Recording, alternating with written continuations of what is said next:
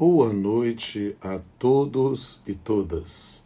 Vamos começar mais uma live, hoje sobre o tema LGPD no processo do trabalho. Vou começar a colocar o tema aqui.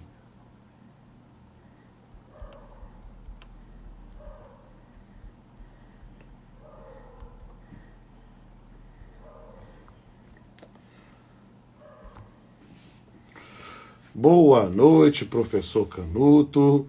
Boa noite, meus amigos, minhas amigas. Boa noite, minha colega Marúcia Belov, que está entrando aqui, que foi recentemente promovida a juíza titular da 2ª Vara de Teixeira de Freitas, uma cidade que eu gosto muito, que eu fui juiz titular. Também comecei minha carreira como juiz titular lá na primeira vara, na vara única na época, Teixeira de Freitas. Boa noite, Dado Farias. Boa noite, Iranildes. Boa noite, pessoal que está entrando aqui.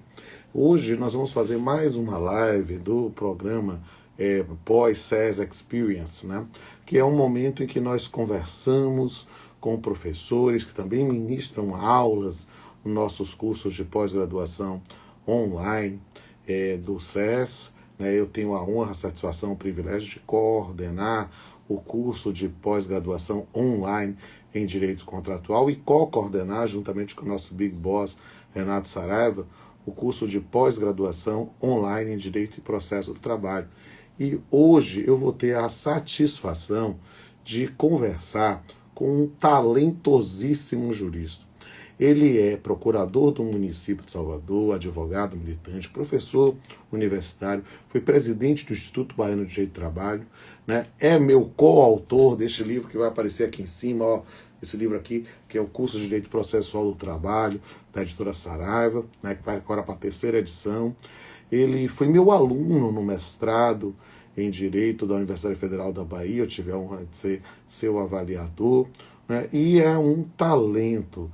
Eu estou falando do professor Tércio Souza, que já está aqui, e eu vou puxá-lo aqui para com a gente, assim que a conexão permitir. E aí, enquanto isso, o pessoal vai entrando, apertando aí nessas pipinhas, essas coisas diagonal, para todo mundo saber que nós estamos ao vivo, porque o estimado Tércio já entrou aqui ao vivo com a gente. Tércio, boa noite para você, meu querido. Boa noite, meu mestre, meu amigo, meu ídolo, Oxi. nosso ilustre professor Rodolfo Pamplona Filho, com quem eu tenho uma imensa satisfação, honra de estar aqui coautorando, depois de ter sido seu aluno, depois de vivenciarmos o dia a dia da sala de aula, das mesas de audiência, das dores e incertezas de escrever algo a ser publicado. É uma imensa satisfação estar aqui hoje, Rodolfo. De fato, para mim é memorável. Que bom, eu fico muito feliz com isso e vamos bater um papo essa noite. O pessoal já está perguntando para deixar a live salva. Nós vamos deixar a live salva lá no IGTV. Vou depois fazer o download dessa live, colocar também lá no meu canal no YouTube, canal Pamplona. Quero convidar todos e todas a seguirem, ativar as notificações para saber quando tudo entrar no ar. Se você não assistir essa live toda, cair, alguma coisa assim, já vai lá no YouTube, se inscreve no canal, que assim que ela for colocada no ar, você vai receber a notificação. E nós vamos bater um papo essa noite, como falei, com o Tércio, que é talentosíssimo, um jurista de uma nova geração, que eu tive a honra de acompanhar nos estudos avançados da pós-graduação lá no mestrado em Direito da Universidade Federal da Bahia, e ele hoje é meu colega, meu coautor, foi meu presidente no Instituto Baiano de Direito do Trabalho, né? Ele me sucedeu na presidência e eu tenho essa satisfação enorme, né, de ver ele brilhando em todos os cantos aqui da Bahia e do país. E vamos bater um papo aqui. O Tércio quase virou meu vizinho. Outro dia estava procurando casa, quase comprou aqui perto de mim, mas acabou Sou quase no lugar vizinho. Que ele é mais chique. Não, é bem o contrário. Eu sou quase vizinho. Entende? E aí vamos ter a satisfação, gente, de bater um papo aqui. Podem ficar tranquilos, a gente deixa os comentários abertos, vocês podem falar, podem fazer perguntas, podem mandar perguntas também no direct. A gente vai responder. É um papo informal dentro dessa plataforma de lives na pós-CES Experience, que a gente bate papo com talentos do direito brasileiro sobre temas palpitantes, temas da atualidade. E esse é um tema, nessa live de hoje, um tema que é de interesse múltiplo. Né? Nós estamos falando hoje sobre LGPD, mas no corte do processo de trabalho. Mas é importante, enquanto o Teste está dando uma respirada aqui, que depois eu vou ficar explorando para ele falar à vontade, que eu aprendi que na netiqueta das lives, o anfitrião tem que ficar falando, porque aí o pessoal vai perceber que a gente está ao vivo e vai vir assistir. Né? Nesse ponto, especificamente, é preciso entender que a Lei Geral de Proteção de Dados, ela praticamente inaugura no sistema brasileiro um microsistema, né? Com toda uma principiologia própria, com todo um sistema próprio, com todas novas regras que há muito já eram clamadas para o nosso direito, pensando também em normas internacionais. E aí, quando a gente pensa nessa aplicação, é lógico, é óbvio que ela não foi pensada para o processo do trabalho, mas dentro dessa compreensão da expressão de ordenamento jurídico, desse sistema jurídico que produz normas e que nós buscamos a compatibilização, é claro que ela gera repercussão em diversos ramos do direito, porque ela é um microsistema que é transversal. Ela vai refletir nas relações civis, nas relações processuais, nas relações trabalhistas, nas relações consumeristas, em especial.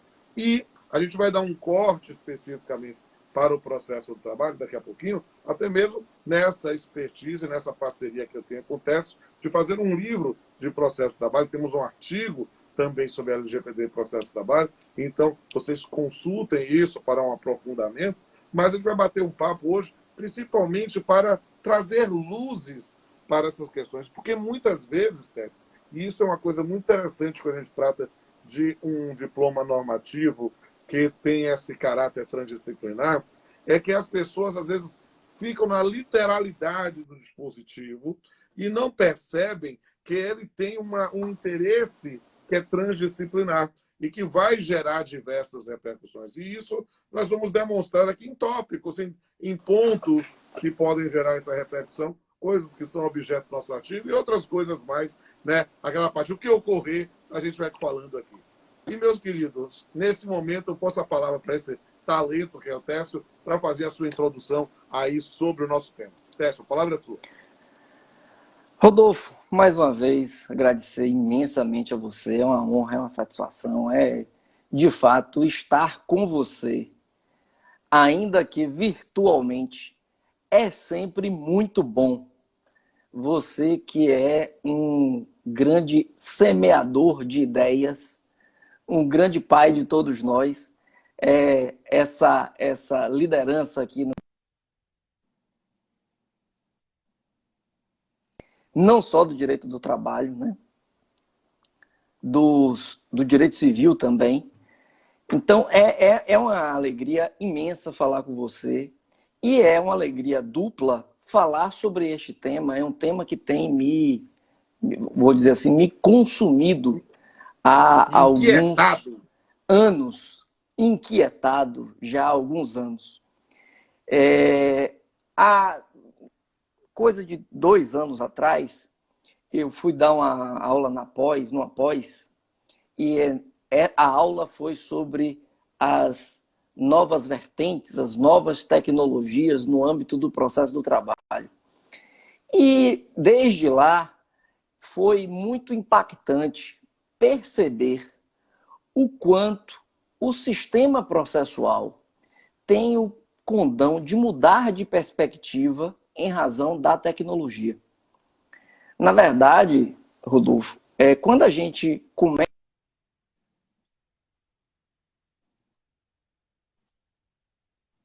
a gente acaba ignorando que as questões processuais são efetivamente um avanço, decorre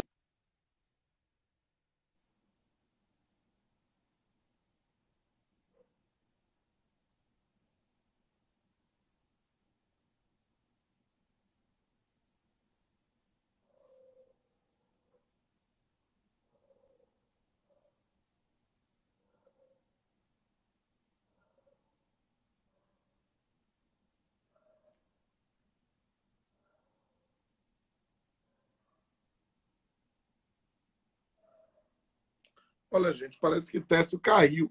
O sinal dele aí caiu. Mas é uma das questões que eu estava continuando, dando uma continuidade aqui nessa exposição dele, é justamente nessa questão da grande influência que as tecnologias geram no processo em si. Né? E eu quero trazer com vocês uma reflexão, até já está voltando aqui agora, né? Justamente porque nesse período da pandemia isso ficou muito mais evidente. Ficou evidente nesse período da pandemia que Voltei. funcionou como uma enzima para a tecnologia no processo. Então, quando você caiu, eu comecei a falar e seguir a sua linha, né? Porque você estava falando lá da aula da pós que você deu sobre novas tecnologias e processo, e aí eu comecei aqui a falar como isso é pertinente no tema da LGPD e, na verdade, num grande tema do qual a LGPD vai estar inserida, que é justamente esse tratamento dos dados nesse campo da tecnologia. Eu aqui falando aqui com a nossa colega Marúcia Belov, que até pouco tempo estava Um abraço. juíza auxiliar, agora é juíza titular da segunda vara do trabalho de Teixeira de Freitas, né?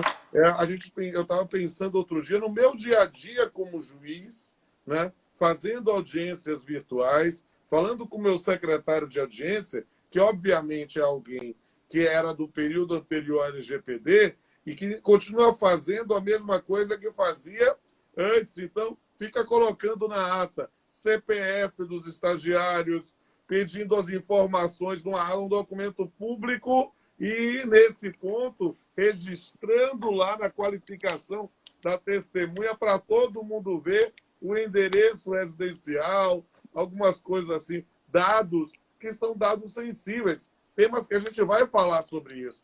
A própria concepção disso na prática do nosso processo, às vezes chega a ser engraçado, meio folclórico, e eu não quero podar ou limar ninguém, mas eu acho engraçado que ele, ainda no mundo da audiência telepresencial, ele quer fazer igualzinho como era na audiência presencial e pede o RG, pode a pessoa botar o RG e ele fica, parece com você mesmo.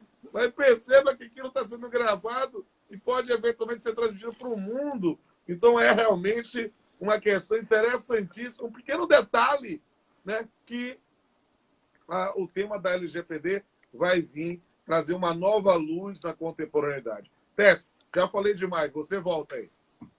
Cair esses desafios que a tecnologia nos impõe.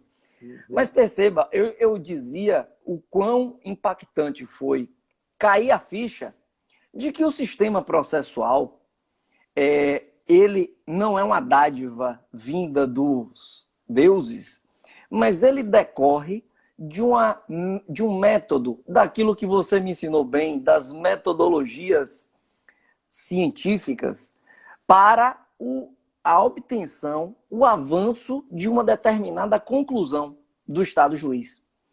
E o quanto, Rodolfo, impacta uma máxima de um filósofo canadense chamado McLuhan, no sentido de que o meio também é uma mensagem. E assim, é fácil a gente conseguir entender o meio é uma mensagem, quando você, que é um aficionado por histórias em quadrinhos, eu viro e digo para você, a história em quadrinhos, na revista, seria igual se eu filmasse a revista e colocasse para você assistir? Ou a história em quadrinhos na revista tem uma mensagem e o filme, o desenvolvimento daquela atividade, o desenvolvimento daquela história numa tela de cinema, ele demonstra uma outra mensagem. O meio acaba sendo a mensagem, acaba sendo também a mensagem. E muitas vezes a forma como nós transmitimos traz também uma mensagem e traz conteúdos que nós mesmos nem pensamos. Note quando você começou a sua frase. Cair, depois caiu a ficha. A expressão cair a ficha é algo que remonta a um passado que a juventude hoje não tem nem ideia do que aí é a ficha do telefone público, entende? E a gente fica imaginando como a expressão na sua concepção original foi sendo adequada a uma nova linguagem, e mesmo quem nunca usou o telefone público de ficha, de repente usa, caiu a ficha. Perfeito.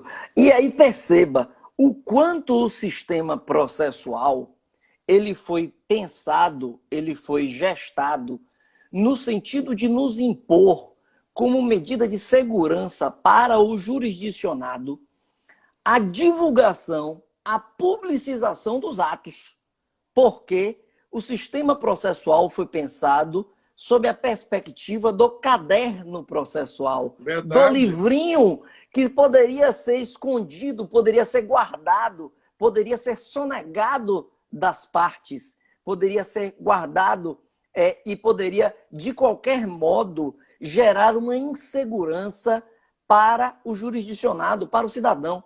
Então, a perspectiva do processo é gestada no sentido da perspectiva, no sentido do encaminhamento da publicidade, da publicização dos atos. E esse paradigma original passa por uma revolução científica, vamos pensar lá em Thomas Kuhn, que muda com a LGPD. E quando você vai continuar esse assunto, deixa eu mandar um abraço aqui para o nosso amigo comum Olavo, que está assistindo também. Grande Olavinho! É um dos maiores, uma das pessoas que mais domina a acústica na Bahia e no Brasil, inclusive é o responsável pela acústica desse estúdio onde eu estou transmitindo, e ele também tem um excelente gosto futebolístico, o que lamentavelmente Técio não tem. Né?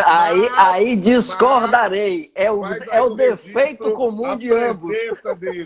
Né? Então, mandar um abraço para a doutora Cris Preza, que fez audiência comigo hoje. De manhã eu vi aí e apareceu aí também. Mas volta aí, Técio. Justamente isso aí que você está falando é sensacional, porque nós criamos e entramos na paranoia da publicidade justamente como um mecanismo de controle. Nós falamos que o processo é público, que acessar as coisas é público, mas, de repente, o outro lado da moeda, agora, com o mau uso, ou abuso, ou desvio de uso, para fazer quase poesia, dos nossos dados, de repente, é um outro lado da moeda e que a LGPD vem trazer, dar uma disciplina. Teste com você.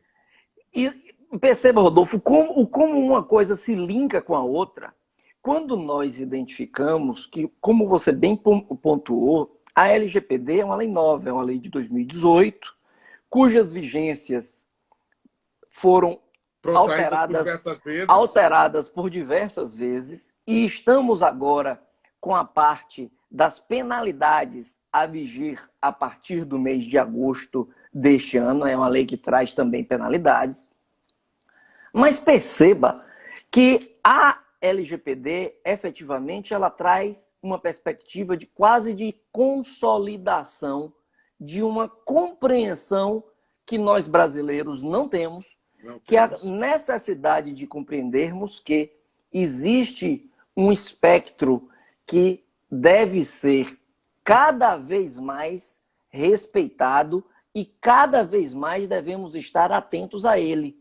Não obstante, os seus livros de direito civil já demonstram de há muito tempo, a própria Constituição de 88 já demonstra, o Código Civil, o Código de Defesa do Consumidor, uma série de diplomas normativos esparsos no ordenamento jurídico já demonstram que o direito à reserva, à intimidade, é algo que nós nos preocupamos enquanto sistema jurídico.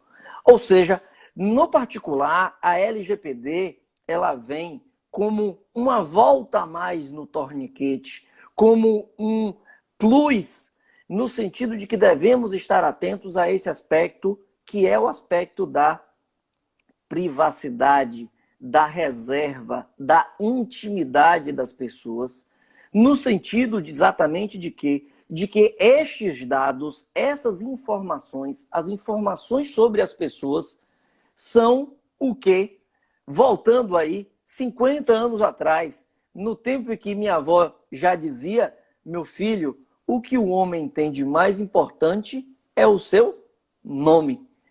Ou seja, voltamos a tempos atrás no sentido de dizer, olha, preserve o seu nome, preserve a sua imagem, preserve aquilo que se sabe acerca de você, aquilo que você faz, para que você tenha essa individualidade, você tenha o respeito à sua integridade moral também nesse sentido. Então veja que a LGPD, na verdade, ela acaba por buscar cristalizar, sistematizar uma série de premissas que são importantíssimas para que a gente consiga compreender esse novo microsistema, que eu diria que é o microsistema da privacidade, é o microsistema desse resguardo normativo quanto à proteção de dados pessoais, que é exatamente o fato de a LGPD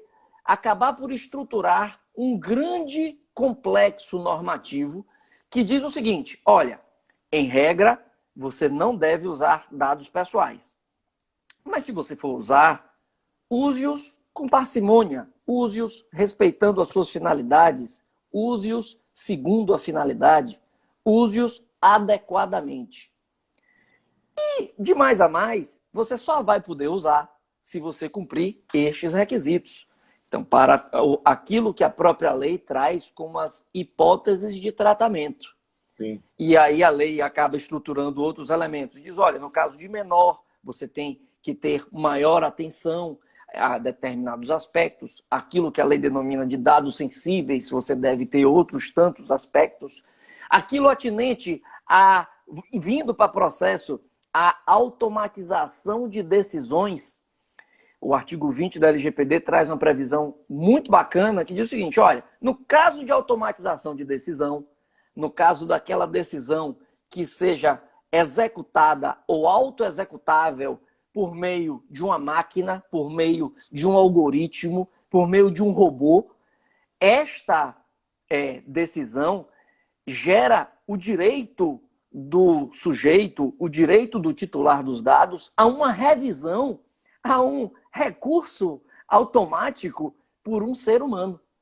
Veja que coisa intrigante. A lei, ela parte da premissa de que é possível uma decisão automatizada e ela repete, ou ela ressalva no sentido de que essa decisão automatizada, ela precisa necessariamente ser revista por um ser humano, que é exatamente para identificar os eventuais erros que um algoritmo, que um robô, que um sistema computacional possa ocasionar. Mas dentro desse sistema, o que é interessante é que a lei acaba por estruturar isso, essas premissas, e acaba por nos encaminhar uma perspectiva de estarmos necessariamente atentos ao fenômeno da informação e privacidade, da informação cada vez mais difundida, da privacidade como cada vez mais necessária e diante da profusão de elementos que nós temos, da necessidade que todos nós precisamos ter de sopesar sempre esses valores dentro da execução das nossas atividades. Uma das coisas mais interessantes, Rodolfo, quando você faz a implementação de LGPD, a gente está tendo a experiência de fazer implementação de LGPD, de estar atento à implementação de LGPD em várias frentes, tanto no âmbito do poder público quanto na iniciativa privada.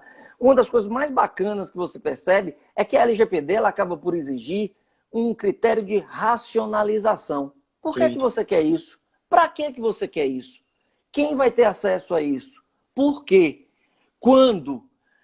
Em que momento você deixa de ter acesso a essa informação? Ou seja, há uma necessidade, por força da LGPD, de se sistematizar, de se racionalizar aquilo o que se faz. E o processo é exatamente isso. É um mecanismo de racionalização da força do Estado, de sistematização da força do Estado no sentido de compor pessoas que não conseguiram se autocompor. Então veja como acaba se casando, não obstante haja efetivamente uma dubiedade ou uma aparente contradição entre um sistema que diz que devemos publicizar os atos e um outro sistema que diz que devemos reservar, que devemos preservar informações pessoais. E no processo do trabalho, me permita fazer até quase uma quadrinha.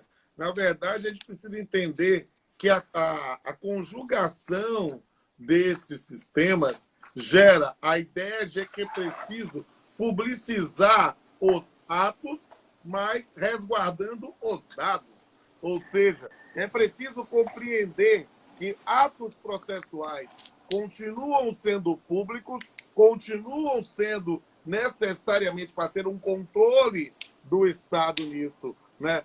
Na prática, mas isso não quer dizer que as pessoas terão necessariamente de ter acesso aos dados que estão sendo lá realizados. Ou seja, o indivíduo sabe que foram ouvidas provas, pode ser ouvidos que foi trazido realizar a audiência, mas as informações pessoais, claro que a gente pode trabalhar o conceito de dados sensíveis das pessoas, que isso não é de conteúdo público. É uma das coisas que é sempre muito interessante, porque a gente fica imaginando, querido, na quase paranoia de publicidade, de tornar público fazer isso, a gente deixa o acesso a público a processo que tem lá folha de pagamento, dados... Exame médico, Rodolfo. Né? Exames médicos da pessoa, né? Então, e talvez pensando numa macro reflexão para o processo de trabalho, no processo civil, processo penal, talvez o conceito de segredo de justiça tenha que ser repensado pós LGPD. E um grande beijo aqui para a nossa querida amiga, professora confreira Carolina Tupinambá, que está aqui participando e prestigiando, que esteve junto conosco aí no Projeto Trabalho e Debate. Excelente, é uma grande honra sempre, professora de todos nós. De fato, Rodolfo, perceba que essa preocupação quanto à privacidade e o segredo não é novo. O Código de Processo Civil estabelece lá as noções de segredo e de justiça e já trazia desde o Código de 73, o Código de 39, já tínhamos lá a necessidade de termos reservas em relação a determinados aspectos da relação processual e também, no particular, em relação ao nosso Código de Processo Civil atual, o próprio Código de Processo Civil atual, diante da possibilidade da utilização de sistemas processuais, de sistemas telemáticos, de sistemas de tecnologia, de algoritmos para para executarmos a atividade jurisdicional, o próprio Código de Processo ele traz lá, olha, essa plataforma, que no nosso caso da Justiça do Trabalho, o nosso PJE, esta plataforma, ela deve ser segura, ela deve respeitar determinados critérios técnicos que determinem, que respeitem tanto a publicidade dos atos, mas o acesso às partes, o acesso a todos dessas questões, mas que deve ser, sim, identificada a finalidade que vai se executar daqueles sistemas processuais, de modo que eu diria que, do ponto de vista macro, a LGPD ela acaba reafirmando aquilo que eu estou chamando de relações extraprocessuais, ou seja, ela acaba reafirmando a necessidade de que os sistemas que o Poder Judiciário se utiliza para a gestão, para a condução, para o armazenamento, o processamento dos feitos dos processos judiciais, siga determinados critérios, siga critérios em que seja esses sistemas adequados às boas práticas de tecnologia, adequados às regras de boa governança no tocante à segurança informacional. Mas, como eu já estava dizendo, essas questões elas não se limitam ao sistema que o judiciário usa para a gestão processual. A LGPD ela acaba por trazer também a necessidade de que todos nós, partes, advogados, peritos, servidores, tenhamos, membros do Ministério Público, tenhamos, ao participarmos do processo, que estarmos atentos à necessidade de respeito à privacidade das pessoas, atentos à necessidade da divulgação de certos fatos, o que casa muito bem com a nossa perspectiva, uma perspectiva que não é nova na nossa gloriosa CLT, que é a perspectiva de que, ao deduzir, ao formular o pedido, lá no 840, parágrafo 1º, já está lá dizendo, olha, a parte deve deduzir, deve expor de forma reduzida, de forma resumida, os fatos atinentes à sua pretensão, na medida em que exatamente não se deve colocar ali, na prática do ato processual, informações, elementos que sejam inservíveis, que sejam irrelevantes para o desenvolvimento do feito. Ou seja, do ponto de vista de concepção, talvez a gente não esteja atento, mas a indicação de dados, a indicação de informações pessoais que nada tenham a ver com o deslinde do feito, que nada tenham a ver com a causa de pedir ou o pedido, naquela pretensão, e colocamos aquela informação solta, aleatória, de modo apenas a dar-lhe a publicidade porque o processo é público, isso, inevitavelmente, será considerado ou seria considerado como um episódio de violação da privacidade da reserva no tocante à vida pessoal, no tocante às informações pessoais. Imagine você, Rodolfo, se no âmbito de uma petição inicial, por exemplo, a parte autora, ao deduzir a sua pretensão, começasse lá a expor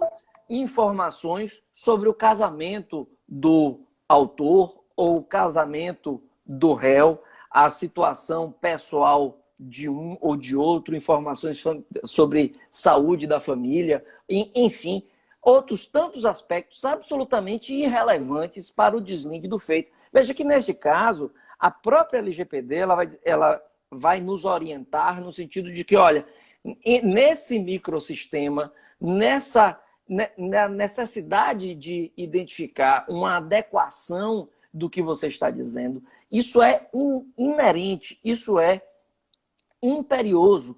Você tem que estar atento ao proceder, ao requerer, ao decidir, ao certificar, que o que temos de importante neste contexto é exatamente a reserva, é exatamente o resguardo daquilo o que as pessoas têm de seu, que é o seu nome, que são seus dados pessoais de RG, telefone, nome da mãe, aquilo que nós denominamos de informações transacionais, ou seja, com quem eu negocio, com quem eu caso, com quem eu tenho um relacionamento. Ou seja, isso é imperioso. A LGPD ela acaba nos trazendo, nos conduzindo, no sentido de que precisamos estar atentos a um necessário amadurecer nas questões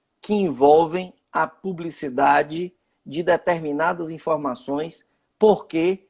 Porque temos por premissa de que não é da conta de ninguém as informações acerca de fulano ou de Beltrano.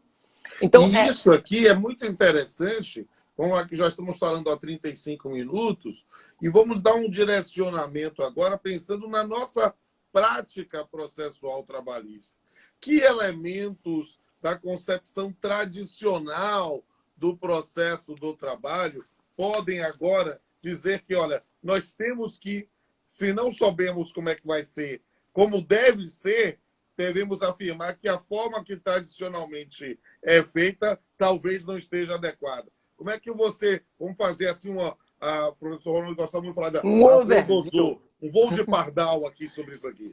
Pronto. Eu diria, Rodolfo, que a gente primeiro, tentando ser sistemático, né, tentando compreender as coisas ou expor as coisas dentro de alguma dinâmica, eu diria que no tocante, por exemplo, à competência, tá, da Justiça do Trabalho. No tocante à competência da Justiça do Trabalho, vamos precisar compreender a sistemática da LGPD, porque a própria Lei Geral de Proteção de Dados acaba por fixar um regime de responsabilidade para aquele que tem a prerrogativa de determinar o que será feito com determinadas informações, o que será feito com o tratamento de determinados dados pessoais, aquilo que a lei denomina quem tem essa prerrogativa de dizer como, o que será feito, que será o controlador. E temos a figura daquele que é contratado, daquele que é, de algum modo, instado a executar as orientações do controlador, que seria aquilo que se denomina como operador. De logo aí, é importante pontuar que a ANPD, que é a Agência Nacional de Proteção de Dados, já cuidou de excluir do conceito de operador a figura do empregado.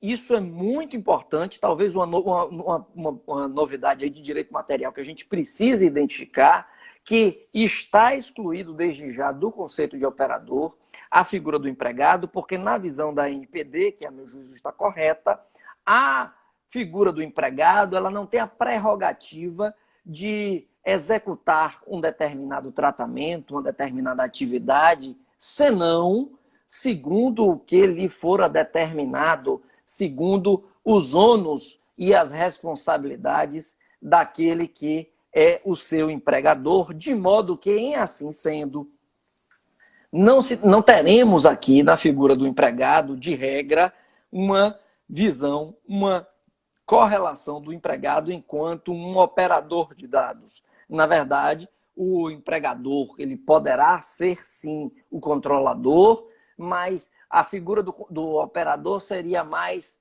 vou tentar dar um exemplo aqui. A empresa de contabilidade que foi contratada para gerar a folha, ou gerir a folha, fazer a rescisão.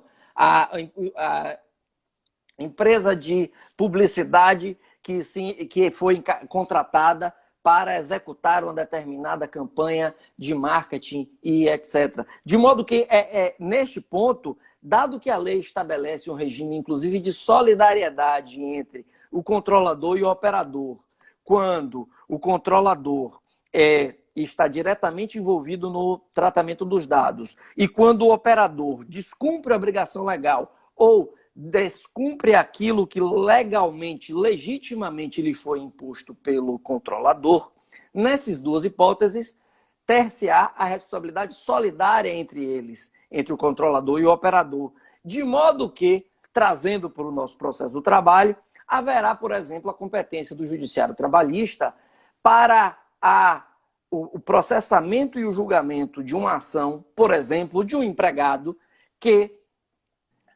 tendo os seus dados tratados indevidamente pelo escritório de contabilidade que o seu empregador contratou para tratar os dados pessoais dele, o empregado passaria a ter a prerrogativa, dada a solidariedade entre o escritório de contabilidade e o seu empregador, de acionar diretamente o escritório de contabilidade, embora dele nunca tenha sido empregado, para que esse escritório de contabilidade seja responsabilizado pelo pagamento das indenizações por dano moral e material, por exemplo, e o juízo competente seria a nossa gloriosa Justiça do Trabalho, na forma do artigo 114, inciso 1 da nossa Constituição Federal, quando Olha lá que interessante é definido. aqui esse tema suscitado por você. E um abraço aqui ao nosso confrade, Antônio Carlos Aguiar, que entrou aqui também mandando um grande abraço aqui a ele. E aqui a gente precisa falar sobre, né, perceba, essa postulação, né, de uma reparação por uma conduta que foi, na verdade, do escritório de contabilidade, vai surgir aí uma responsabilidade por ato de terceiro. Na verdade, esse escritório de contabilidade atua como preposto do empregador. E, para mim, incidirá aí o artigo 932, inciso 3º do Código Civil, combinado com o artigo 933, para pensar em responsabilização objetiva, 933, e solidária, no caput 932. Perceba que é uma nova modalidade de solidariedade fora da compreensão tradicional de grupo econômico ou de terceirização. Na verdade, é uma responsabilidade civil por ato de terceiro nessa condição da relação de emprego. E aí a discussão que é interessante, meu estimado Teff, eu não tenho a menor sombra pálida de dúvida que é possível trazer os dois para a lide. Acho que o que fica complexo é imaginar uma ação exclusiva em relação ao responsável material pela divulgação, que é o escritório de contabilidade.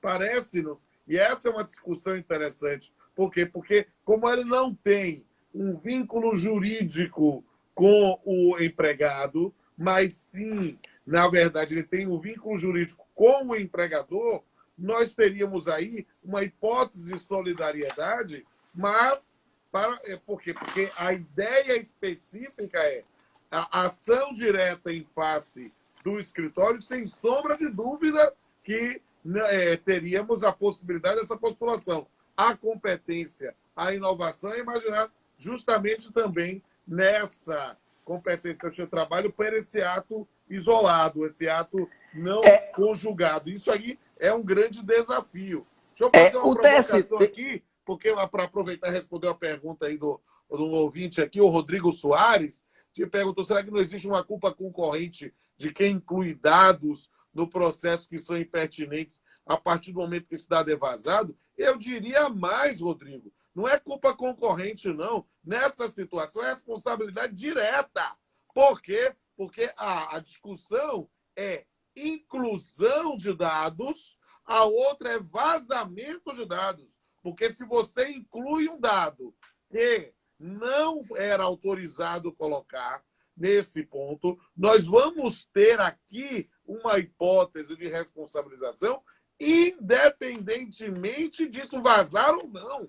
Por quê? Porque o que nós temos aí é por isso que é uma ideia de mudança de paradigma, é uma ideia de uma compreensão dessa matéria numa nova perspectiva, é de chamar a responsabilidade independente do vazamento.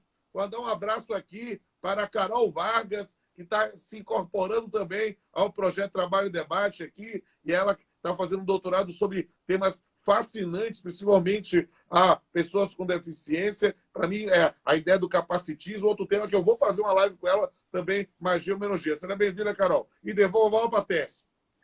É isso. Os desafios, Rodolfo, nessa perspectiva são imensos.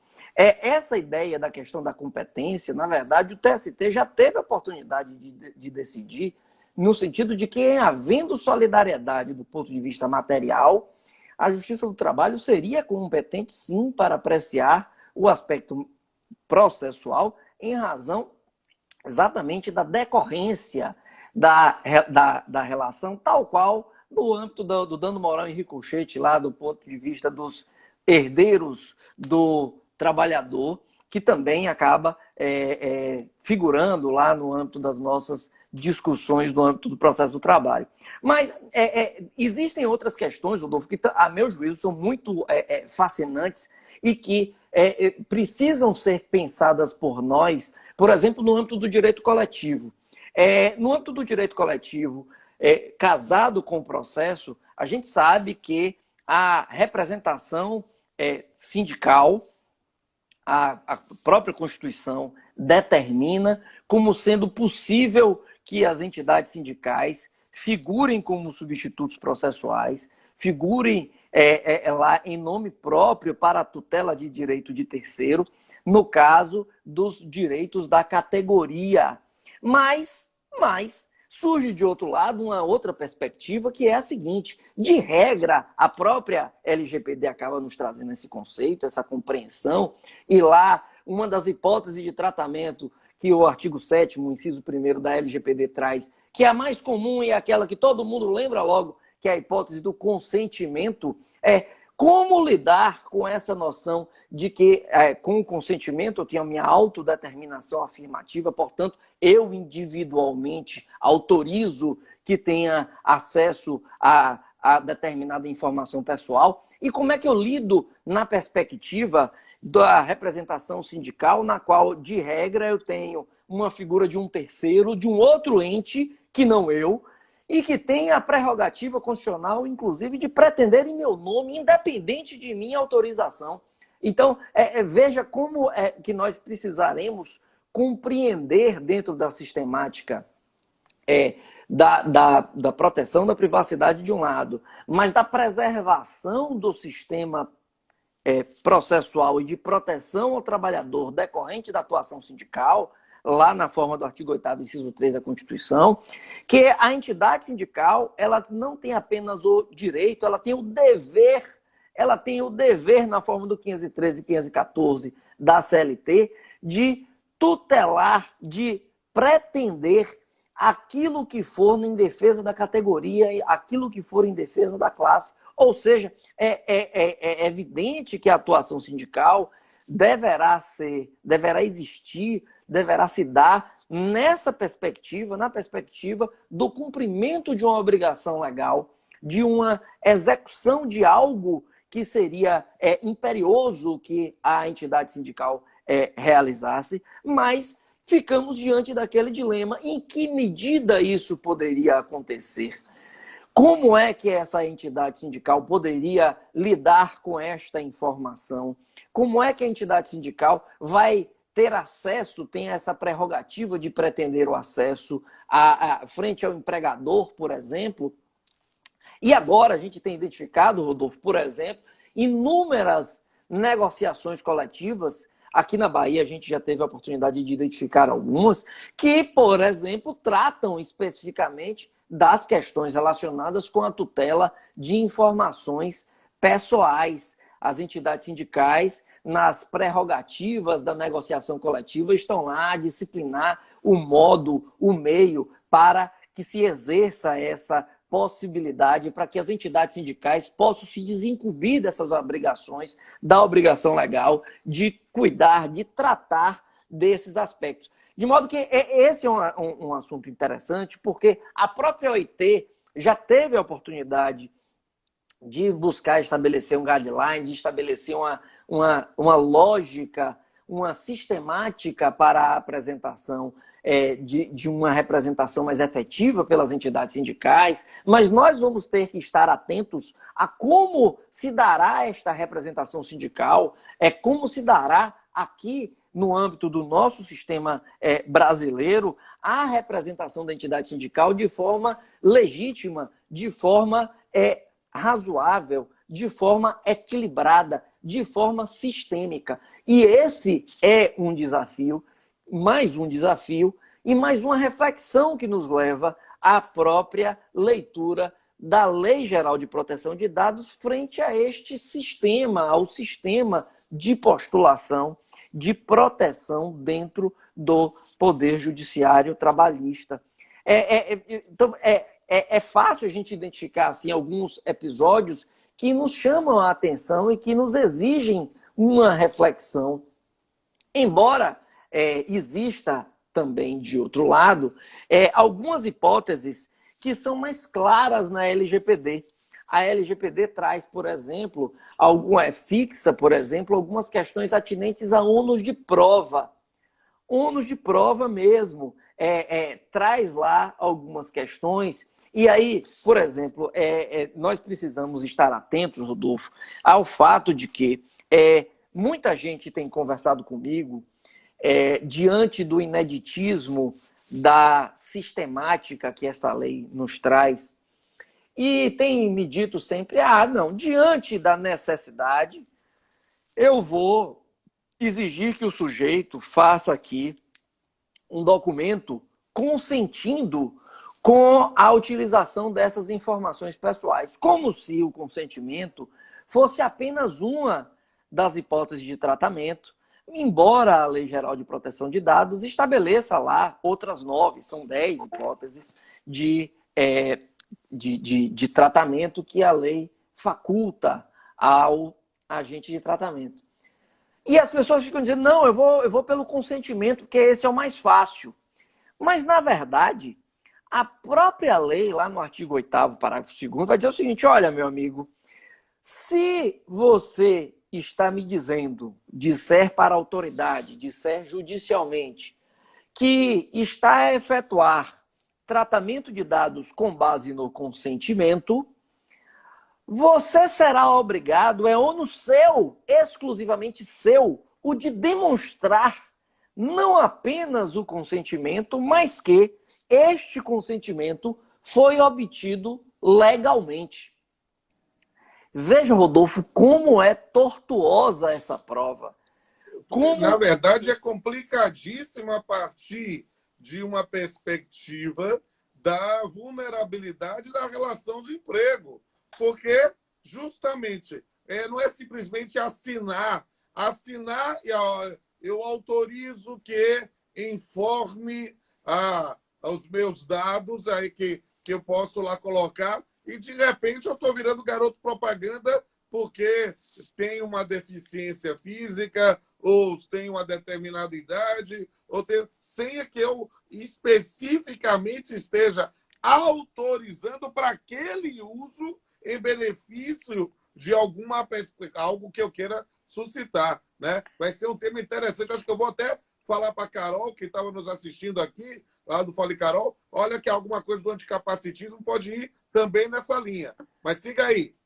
Não, veja, pegando o gancho nisso que você está mencionando, Rodolfo, veja, nós temos, no particular, uma presunção na relação de trabalho de que o consentimento, ele é viciado, eu vou colocar nesses termos, e sendo apenas uma novidade, e aí já uma novidade da legislação pós-reforma, no sentido de que há uma presunção da hipersuficiência, que, portanto, o consentimento seria obtido legitimamente sem maior presunção de vício, digamos assim, apenas para aqueles trabalhadores que se encontrem dentro de uma determinada faixa salarial e alguma formação técnica.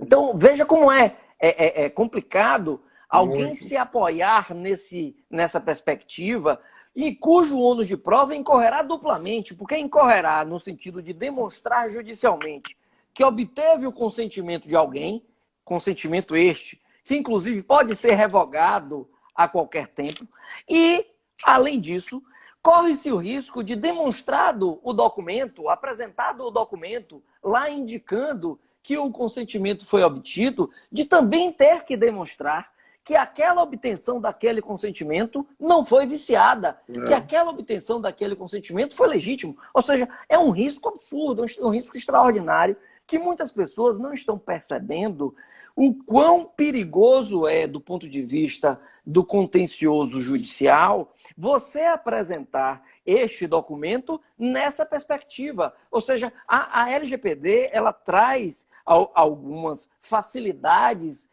para a utilização de dados pessoais, mas determina de forma muito clara o modo, o meio como devemos fazê-lo. E ainda falando de ônus de prova, que é um outro aspecto também bem interessante, é que lá o 818 da CLT, quando ele traz as hipóteses de ônus de prova e traz lá a possibilidade da inversão da carga dinâmica probatória, aquilo que a gente sabe muito bem, a gente diz, olha, diante do excesso ou dificuldade, diante da impossibilidade, o juiz pode ir lá, em decisão fundamentada, inverter o ônus de prova. E vem a LGPD e traz mais uma hipótese em favor do titular dos dados, que é a hipótese da verossimilhança da alegação. no sentido de que a verossimilhança da alegação também induzirá a inversão do ônus de prova em favor do titular dos dados. Então, perceba como acaba comatando esse sistema probatório da LGPD com o sistema probatório da nossa CLT, no sentido de reafirmar a hipossuficiência daquele que, sendo trabalhador, tem as suas informações tratadas pelo seu empregador, por exemplo, que é típica hipótese de um controlador, e tendo um episódio de violação desses dados, mesmos dados pessoais, e indo a juízo, tem todas as presunções em seu favor, tanto na condição de empregado, quanto na condição de titular de dados. De modo que é importante que as pessoas estejam atentas a isso, porque nessa perspectiva, ao discutirmos judicialmente as questões relacionadas com a LGPD, com a privacidade, os réus, os demandados, precisarão sim estar mais atentos ainda à dinâmica probatória, porque esta dinâmica probatória vai acabar sendo duplamente onerosa, tanto na perspectiva da defesa do trabalhador, quanto na perspectiva da defesa do titular de dados pessoais. Então, isso é muito importante também nessa perspectiva da LGPD.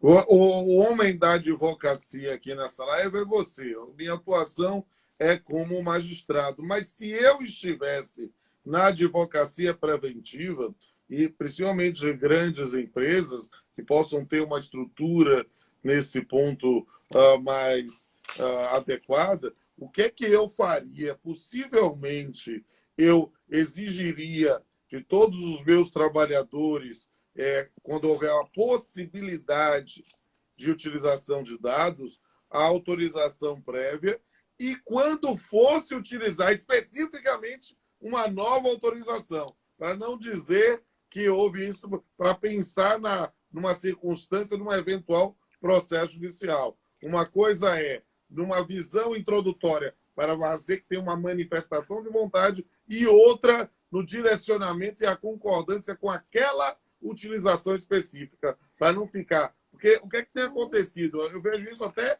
em associações, em institutos que eu faço parte, as pessoas estão preocupadas, é natural, preocupadas com a aplicação da LGPD, e está recebendo a rodo, né? Você autoriza que a gente utilize seus dados, porque a gente tem seus dados aqui, ou seja, não fazer somente no atacado, mas também no varejo. É verdade, Rodolfo, mas as pessoas precisam compreender, dentro desse sistema, que a hipótese do consentimento é apenas uma das hipóteses de tratamento. De 9. Existem outras tantas. O cumprimento de obrigação legal, o cumprimento contratual, a defesa em processo judicial, administrativo, arbitral, a defesa de crédito, a defesa da saúde. São várias as hipóteses em que a legislação já prevê automaticamente, previamente, a perspectiva de que seja possível o controle, o tratamento dos dados sem maior dificuldade. Fazendo uma interrupção, mandando um abraço para a nossa presidente agora do Instituto Baiano de Trabalho, a doutora Cíntia Possídio, que eu tive a honra também de ser orientador do mestrado. Ela está aqui. Se Técio me sucedeu na presidência, Cíntia sucedeu Técio. Que bom estarmos os três presidentes aqui unidos. Também um abraço para a doutora Diniz Félix, é nossa aluna do nosso curso de pós-graduação também, aí na Faculdade Baiana de Direito. Eu fico felicíssimo com a presença de doutora Cíntia. Eu que sou agora membro da diretoria dela e tive o prazer, a honra de participar, de tê-la aí como minha sucessora, como presidente do IBDT, e eu estou aqui hoje como comandado de doutora Cíntia, e o faço com muito orgulho, dada a sua incrível capacidade, competência, dinamismo, brilhantismo de sempre. Então, de fato, é uma alegria muito grande tê-la aqui conosco. Mas, Rodolfo, a gente vai ter que dar um direcionamento, que a gente já está falando há 1 hora. Então, vamos aí fazer questões tópicas sobre o processo do trabalho, coisas que você queira destacar. Enquanto você está pensando aí, eu acho que a gente precisa realmente repensar muito a questão da ouvida de testemunhas, a forma da qualificação da testemunha precisa ser repensada, ou os documentos ou os dados que se utiliza e que se exige para a sua identificação. É preciso saber que o Poder Judiciário também está nesse momento aí dando um tratamento de dados, e a gente precisa mudar um pouco a perspectiva para não imaginar que a LGPD é só para iniciativa privada. Não, ela vai pensar também nesses registros públicos também que precisam ser destacados. Com certeza, Rodolfo. A LGPD, ela traz uma perspectiva tanto para o público quanto para o privado, no sentido de que devemos... Vamos dar um abraço aqui para o Sérgio Lang Júnior, está aqui nos prestigiando, e um abraço para o Sérgio Lang Pai, que foi aniversário dele também. E aí, grande abraço, mestre Sérgio. Grande abraço. De fato, a LGPD, a meu juízo, ela traz uma série de aspectos que me parecem importantes e relevantes nesse momento, mas eu diria, já à guisa de uma conclusão, diante do adiantado da hora, de que nós precisamos refletir sobre o processo na perspectiva de assegurar também esses direitos fundamentais, os atinentes à privacidade, à reserva, à intimidade. Se permite uma brincadeirinha, se tínhamos um filme, precisamos falar sobre Kevin, precisamos falar sobre LGPD.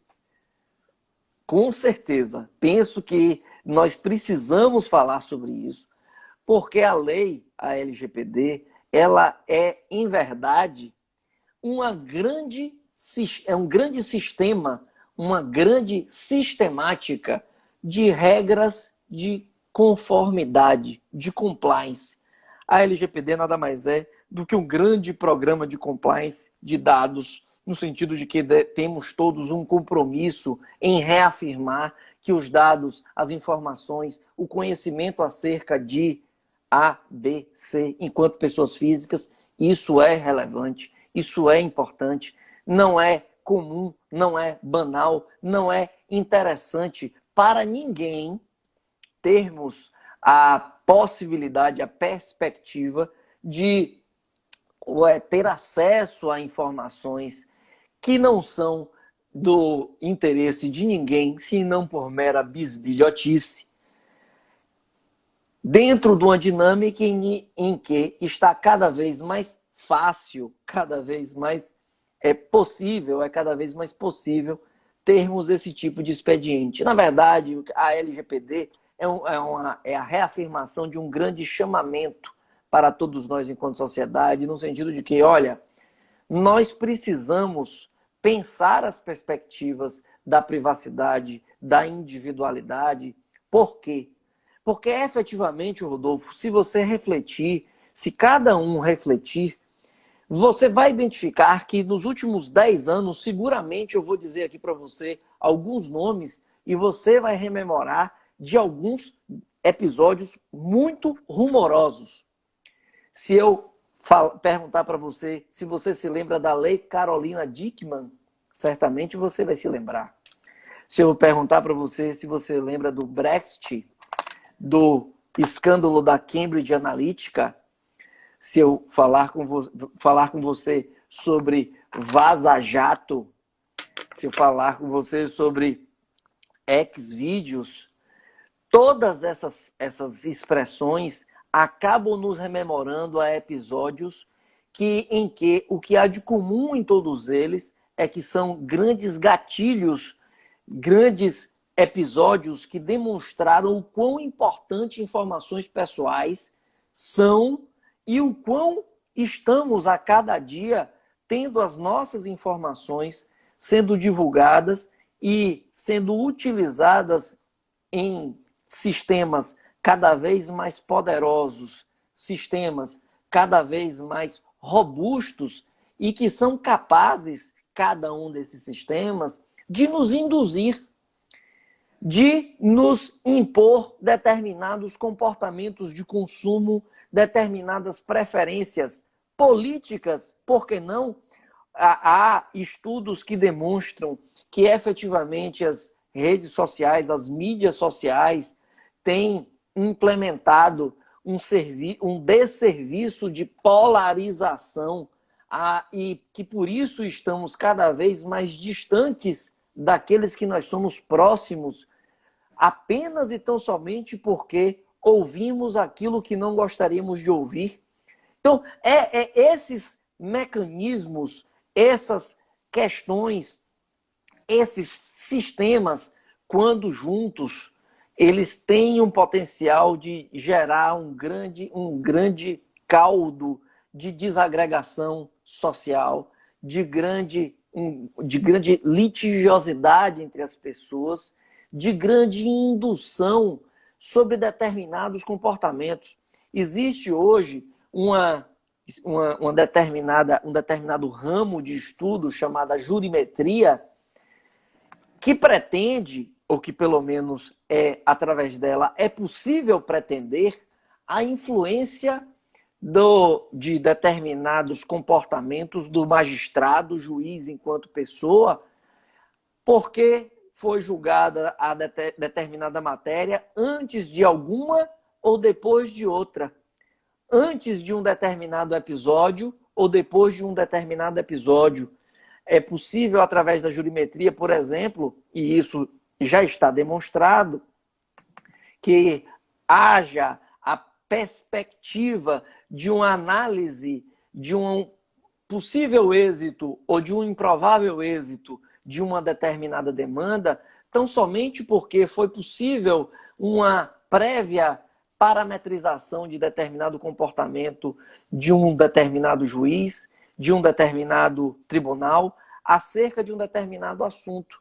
Então, quando nós colocamos em perspectiva essas questões dentro do processo, quando colocamos em perspectiva a atuação do Estado juiz dentro dessas inúmeras variáveis, nós conseguimos perceber que, por exemplo, a utilização de dados pessoais ela pode ser indevidamente levada a nos induzir a determinados comportamentos. E isto ainda não foi pensado por nós. Isso não foi pensado na dinâmica processual. Isso não foi pensado ainda dentro da nossa sistemática social. E talvez, Rodolfo, o grande desafio que a LGPD nos traz é exatamente sendo o processo a materialização de um ideal de justiça no qual se estabelecem regras previamente para que, dentro dessa arena de ideias, possamos disputar os bens da vida, que dentro dessa perspectiva o processo ele não sirva, não deixe de servir enquanto instrumento de civilização, de civilidade, e passe a ser uma arena na qual passemos a prestar esse desserviço, o desserviço de desprestigiar, de violar, de violentar os aspectos relacionados com a própria intimidade, com a própria privacidade e a consequência que isso gera, dado que a gente sabe que as informações pessoais, quando mal utilizadas, podem sim induzir ao preconceito, induzir ao afastamento, à exclusão, e isto é tudo que nós não precisamos. Verdade. Meu querido, já estouramos todo o tempo, então eu quero dizer a minha enorme satisfação de ter aqui esse momento de bate-papo com vocês. Aproveitem todos e todas para conhecer os nossos cursos de pós-graduação online, em Direito e Processo do Trabalho do SES, em Direito Contratual do SES. Todos esses temas serão também abordados lá e a gente vai se encontrar em outras oportunidades. Quero registrar publicamente, mais uma vez, minha profunda admiração a esse grande jurista que é o Técio e também agradecer a todos e todas pelo prestígio de sua audiência nessa noite. A gente se encontra em outra oportunidade. Técio, manda um abraço aí para todo mundo, das suas considerações finais. Mestre Rodolfo, como é bom falar com você. Que saudade eu estou de você. Um beijo imenso, um beijo imenso. Estamos agora na nossa maratona de atualização do nosso curso para Aguardem aí a terceira partirmos edição. para a nossa terceira edição com muita novidade bacana. E LGPD Então, aqui, lá também. LGPD com certeza.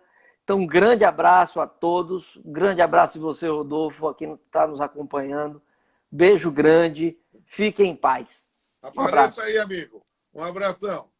Fui.